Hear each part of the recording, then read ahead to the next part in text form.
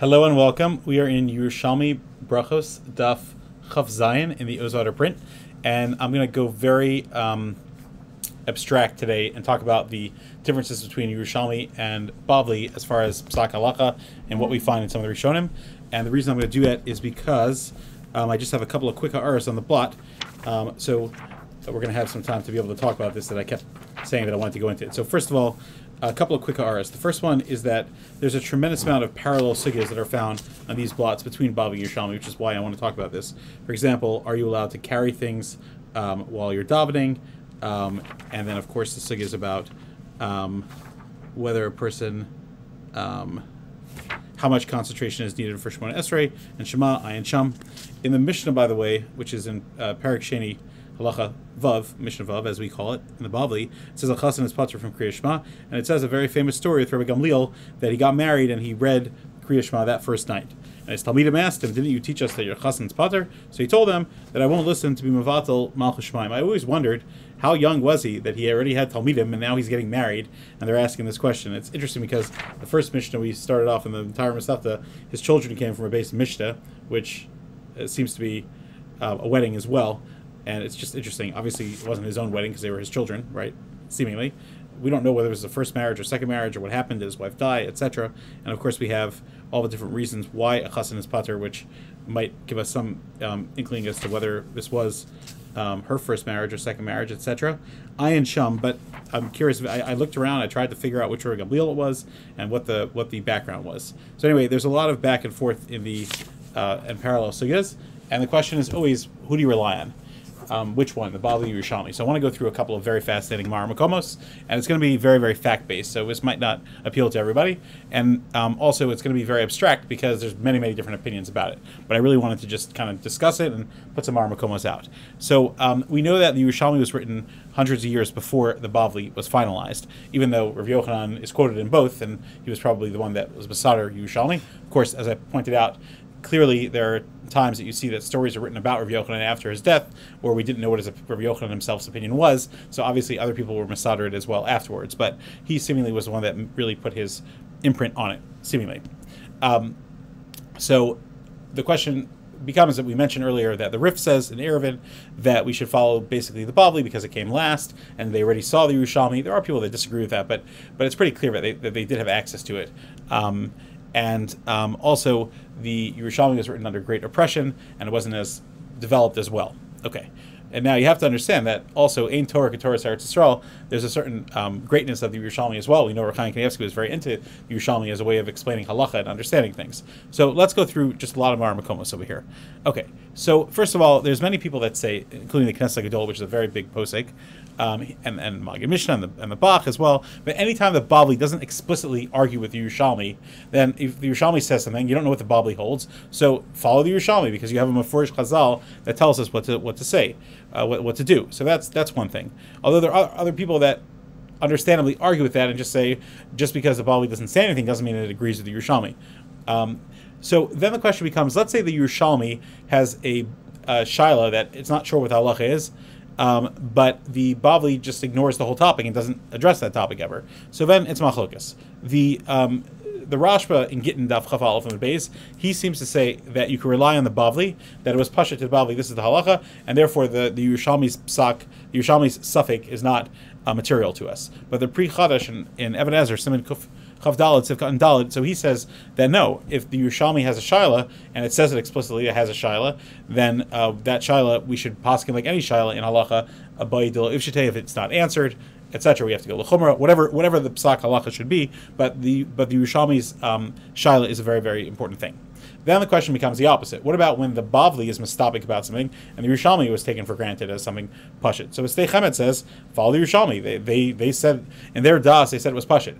For example, let's say you have a shayla what to do and you're not sure, but then you see there's an Igros Moshe on it. So what your suffix, how does that compare to the Igros Moshe? Now you're going to say I'm comparing apples and oranges because the Bavli and Yerushalmi are great. I understand that, but think about what they're saying. They're saying that if something is explicitly said by one of these Gedolim, what do you do? So if you have the Bavli that's saying one thing, you have the Yerushalmi that is giving a psak halacha, so then that does have some validity. So anyway, when the Bavli is mistapik but the Yerushalmi was pashit, the Stei Chemet says that you follow the Yerushalmi. However, some people argue and say the opposite. And the truth is that this is a huge machlokas, because, for example, the Nemuki Yosef in Ksubas Samotes, he says that you follow the Yerushalmi. The Ritva says, no, you follow the Bavli. And the Shitu Mekubetzes, which is not the Rishon, the one on the Yerushalmi here, he says, he brings down many, many, many Rishonim, like Rashi, Tosis, the Ben Chananel, the Rif, and the Rambam, that say you follow the Yerushalmi when the halacha was not clear in the Bavli, which makes sense, because again, if someone is sure, then why not follow them? Okay. What about when the din wasn't said explicitly in the Bavli, but it's implied pretty clearly in the Yerushalmi that the Yerushalmi holds a certain way? So again, most people say the Yerushalmi, Sdei Chemed says that you follow the Yerushalmi.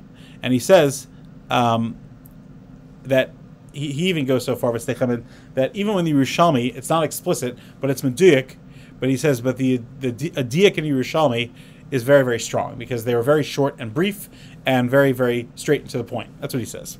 Okay, what about when the Bavli brings a machlokes and Poskin's like one, and the Yerushalmi brings a story like the other opinion? What do? So Knesset Gedolah says you follow the story, because we find even a klal in the Yerushalmi and the Bavli that a Maisa is very, very strong when somebody actually did something. Okay. And there's other people, the Rush and the Baal Itter and the Kesef Mishnah are all mashma like this as well. Again, I'm giving you a lot of Mar Makomos. When the Yerushalmi gives a very, very good reason for what it's saying, again, that's good reason to follow it by many Rishonim. So the Otzar Gaonim brings this down, etc. Okay, what about when you have a Machlokas and Nuschos between the Bavli and the Yerushalmi? So the Pre-Torah says you follow the Yerushalmi, which is very hard to understand. And the Taj Bates, the Raj Bates, and the Sdei Chemed, they say you follow the Bavli, and I think you and I would probably understand this a lot more, because the Bavli has a lot of printing mistakes, wasn't learned as much, and therefore it wasn't corrected as much. That's the Yad Malachi says this as well. And also, the Bavli came last, and that really does have a huge argument in halacha. Whoever came last has a tremendous, koach over the other people. When there's a machlokas in the Bavli and Yerushalmi about a story that happened in Eretz Yisrael, so most of the poskim say you follow the story of Eretz Yisrael, because they're describing what happened Yerushalmi is describing what happened in Eretz Yisrael, and they probably understood better what happened there. Now, Agav, there's a Maritz Chias in Gittin Daf Zayin. He's a very controversial figure. Anyway, we'll save that for a different time, but he was definitely a tremendous Goen and Bucky. So he says that what he noticed, according to him, is that many Shino Girsos take place between the Bavli and the Yerushalmi predominantly in stories, whereas in halacha, not so much. I actually am not so clear what he's talking about, because I find there are a lot of halachic debates, but I guess he means some of the shitas, and sometimes you read one story in one and a story in the other, and they're very different. Again, I've mentioned this before, that a lot of times the Medrash Rabbah fills in. There's a very, very famous story about Maisa Dura Papa. Hopefully we'll get to talk about that, and there's a lot of times in Yerushalmi where it just says like Maisa, even in the Bavli sometimes it even does, not so many times, but it says there's a story, and then Rashi and Tosis fill you in. But anyway, hopefully we'll get to that. But he says, in his mind, he thinks that he's found that most of the machlokas of Gersos take place in stories, and he says it's because when it comes to halacha, that people were very makbid on to understand, but when it comes to stories, sometimes it wasn't as important, and it wasn't as detailed, and wasn't documented fully, and therefore you'll find a lot of debates there. Okay. When there's a machlokas in the Bavli and Yerushalmi about what the opinion of Rav Yochanan is, again, he's the author, so most people actually follow the Bavli. The Chidah says this, and the reason is because it came last, and it just seems to be more accurate. But the Lechem Mishnah in Avodah Zarah, the end of Perek Gimel, he says he's not sure. The Sdei Chemed brings all this down. A lot of this is from the Sdei Chemed of the Knesset Gedolah, and if you really want to spend a few days learning this up, you could definitely take a look at the Sdei Chemed in his Mareches about the Bavli and Yerushalmi, and you could also take a look at the Yad Malachi and many other sources. Okay, again, many Rishonim say that the Rambam Shita was always to follow the Yerushalmi. I think the word always is an exaggeration. For example, look at the Ravid and the Rambam in Hilchos Kriya Shema, in Alva, Perek Gimel, Halacha Vav, Ayin Sham. Yes, it's true. The Rambam very much cared about Yerushalmi. He cared about Gaonim, most probably, etc. There's a famous writing about this on the Nitziv, where he explains at the beginning of the Shiltis about how the Rishonim dealt with and Poskim based on Geonim. The Marik says that the Rambam in Siman Kufi writes in his Truvas that the Rambam was Ragol Lifso Yerushalmi, Yomi Kol Poskim, Shabbalim Mefarish Shina Dechiki, and he says this is interesting because the Bavli is often dochek, or in times that it's dochek in its answer. It's not so glot in its answer. The Yerushalmi is kipashte, etc. Again, the Steichamet brings that down. The Shach says that when the Bavli is Masufik in the Yerushalmi, it's Pashet. The Rambam followed the Yerushalmi. Just going back to our earlier conversation. Okay. What else? Okay, then here, this is fascinating. What about when there's a parallel sugya, and it's not clear whether the Bavli is saying like the Yerushalmi, is Yerushalmi saying like the Bavli? What do you do? So many people say that you try to fit the Yerushalmi into what the Bavli is saying. Shoot Ramah says this, Yad Malachi says this, and because again, they're giving more attention to the Bavli version. They claim that there's Riasus and Tosis Yeshadim, the Beis Yosef, Kesef Mishnah, same person is doing Mariv, Rashal, Yad Malachi, etc. Steichamen brings all this. Okay. And the Kerem Yeshua says, very interesting thing, that it's Machlokes Rishonim, and it actually makes sense. Rashi holds that you explain the Bavli based on what it has in front of us, and don't try to explain it into the Yerushalmi, which came before it. And Tosis holds that you always try to fit it in.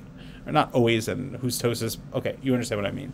And it's very interesting because I always felt that this was shot, and I was always taught this. I have a Masorah from my Rebbeim that this is what Rashi does. He tries to explain the Gemara, off in art, where it is. And the reason I always thought this, the way that I've explained it, and I've gotten verification on this, is that there's a concept in Chumash, the Gemara itself says, Bavli says, Ein Mikra Yosef Pshuto. There's a simple reading of the pasuk itself, and there's a certain Mahalach of Rishonim that use that approach. This is beyond the scope here. Chaim Freelander in his Sefer on Divrei Chazal explains this at length. Ayin Sham, about the Ramban that's Soser Chazal, and how Rishonim sometimes seem to be Soser Chazal. There's an Indian of Ein Mikra Yosef Pshuto, but at least there are lessons and others, maybe Hashkafa and other things that come out of reading the actual pasuk. And so Rashi seems to have that Mahalach in the Bavli itself, the Ein Mikra Yosef Pshuto. This is what it says, and from a legal standpoint, this is a legal document. These 2,711 pages of Bavli are a Jewish encyclopedia of thought, law, and ethics, and moral code, and stories, right? It's about 2/3 halacha, 1/3 stories of agadata, which are hashkafa, usually, and halacha as well. And so that is our code, and we need to fit it into the words. And if it doesn't say it in the words, then it's not there. And it makes a lot of sense. So, of course, we have to use our seichel and apply things. And Rashi certainly uses seichel. But his mahalach was that when you're interpreting the code for halacha, you follow what you have in front of you. And whereas Tosis like to bring from far out places, not that Rashi wasn't aware of Yerushalmi, though we've mentioned that Rashi seemed to have a limited version of it, but that was his opinion in general. And whereas Tosis held that he seemed to lean more on trying to bridge the two. And again, I wanted to say more about this because there's a Shvei B'Shla on it, but we know that before Rav Zer went to Eretz Yisrael, he fasted for a long time. I might be misquoting the name, in order that he should forget the Talmud Bavli and be able to learn the Torah of Eretz Yisrael. So there's a lot to talk about that. And finally, there are some people that try to argue that the Mefarshei Yerushalmi themselves argue. For example, they say that the Karban Eda always tried to explain the Yerushalmi like the Bavli, and whereas the Pnei Moshe didn't. But this certainly doesn't seem to be justified in what I see in both the Karban Eda and the Pnei Moshe, because they both go back and forth. And what I think is really going on is just that there's no Rashi. So a lot of times they try to bring from Rashi, they try to bring from and understand things based on what the Bavli said, because I have no reason to assume that they're arguing until proven otherwise. But sometimes it's just very dochek, and you can't put them together. So at the end of the day, I hope it didn't confuse you more. I hope it gave you some Makomos to help understand the breadth and depth of how we understand halacha and how we look at things. Of course, it doesn't help the fact that we're missing some parts of Yerushalmi as well, clearly, as we'll talk about as Hashem, with Siyat Shema, when we get to those pages that are missing. But I hope that has guided you, and I thank you so much for joining.